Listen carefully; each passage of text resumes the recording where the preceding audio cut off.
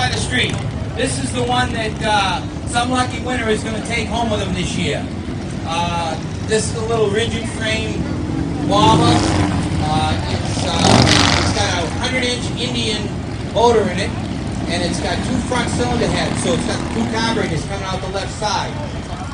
It has a Rolling Thunder frame and a 6-speed transmission, a BDL belt drive, performance machine wheels and brakes, and it's got a 6-piston brake and a caliper in the front for extra stopping power with a 13-inch rotor. The rear has a radial 4-piston caliper, so this thing has got some really great stopping power. The paint is PPG, and it is oh so orange is the name of this color. And we did the paint in-house, and so some lucky winner is going to take this bike home with them this year. It's Wicked Pissa. At least we're not a fucking Harley. You guys must be from my area, huh? Yeah. I'll see you around. Okay, have a good week.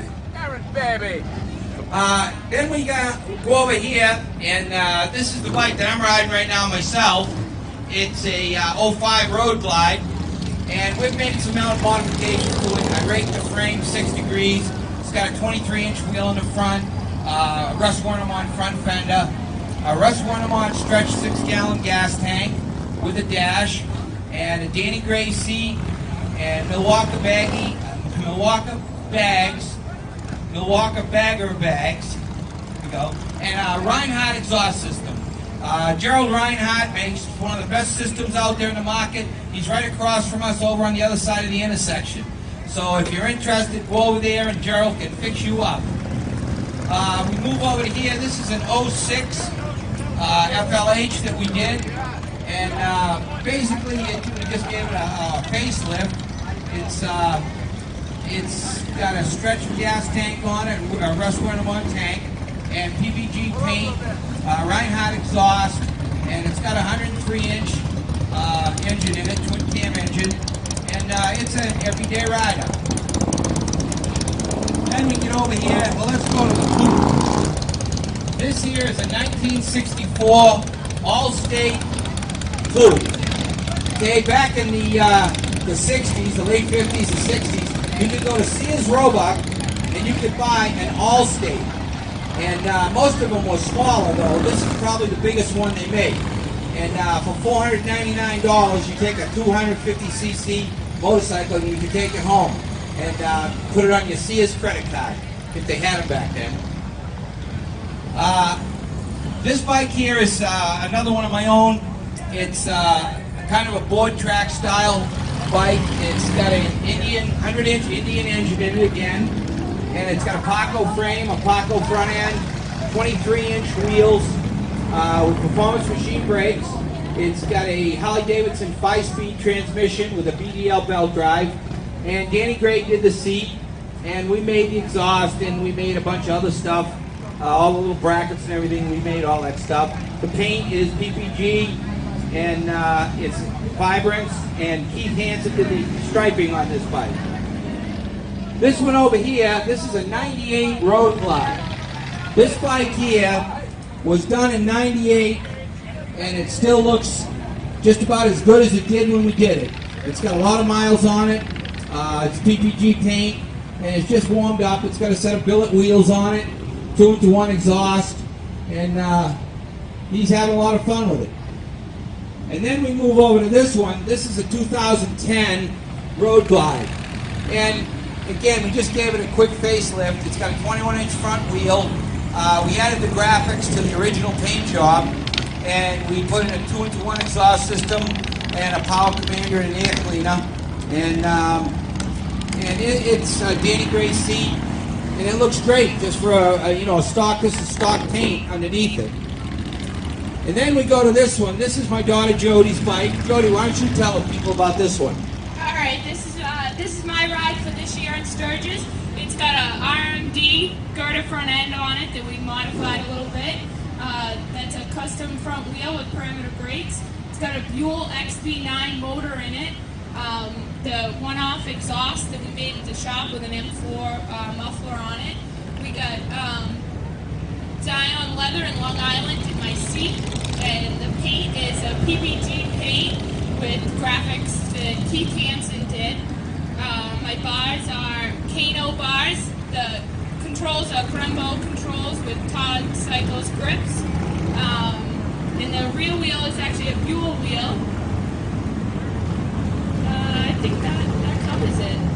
Now that just about covers it. It's a neat little bike. It handles great, runs down the road real nice. Then of course we have this thing over here. This is Joe Pro. If anybody knows Joe Pro, then they can relate to what we have here. This is a Eddie Trotter Pro Street frame with a TP 121, and it's got a Baker 6-speed right side drive transmission, PM wheels front and back, and PM brakes and PM controls. Danny Gray did the seat. We made the exhaust. It's got a BDL belt drive, and the paint is pretty crazy. Keith Hansen did the graphics and the striping, and it took us quite a while to lay this job out.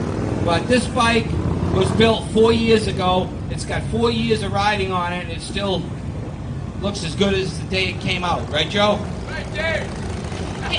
Hey, Dad, let me ask you a couple questions that I think that these guys might be interested in. How long have you been coming to Sturgis?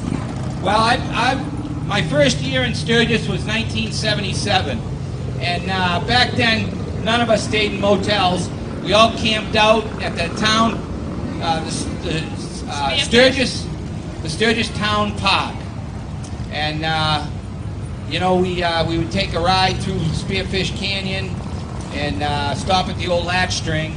Now, I don't know if any of you know where the latch string is, but back then the latch string was probably a 10 by 12 old boarded up shack that the floors were all crooked, and you walked inside to get a drink, and then you had to take it outside. But yeah, that was the first year I went. Alan Ness had called me up before that, and he said, "Hey, I heard there's a pretty cool rally in South Dakota. Donnie Smith said he's been going for many years and said it's pretty cool. What do you think? Why don't we go this year?" So I said, "Sure." So I flew out to California with Alan, and we drove out here. He brought a bike out for me, and that was the beginning of Sturgis for us. Now, I have grown up in the industry, obviously, so I've been fortunate enough to come to Sturgis and Daytona and all the other major bike events throughout my whole life. But I have to say, Sturgis is definitely my favorite. It's the best riding out here. It's the best weather. It's a little hot, but not complaining. My favorite ride would probably be through Spearfish Canyon. How about you, Dad? What's your favorite ride? Yeah, Spearfish Canyon is a great ride. It's hard to focus on the road, though. There's so much beautiful scenery, but it's real nice. And then I like to go out towards Wyoming on the long straight roads. That's pretty cool. I mean, you can go in any direction and have beautiful riding. Yeah, it's definitely good riding out here. Well, once again, I'm Jody Perowitz. You guys come on in, check out the booth, check out all the bikes that we have out here. We got quite the variety, a bunch of baggers, so for all those long rides out here in Sturgis. Make sure to check out our website, Perowitz.com. We also have a blog.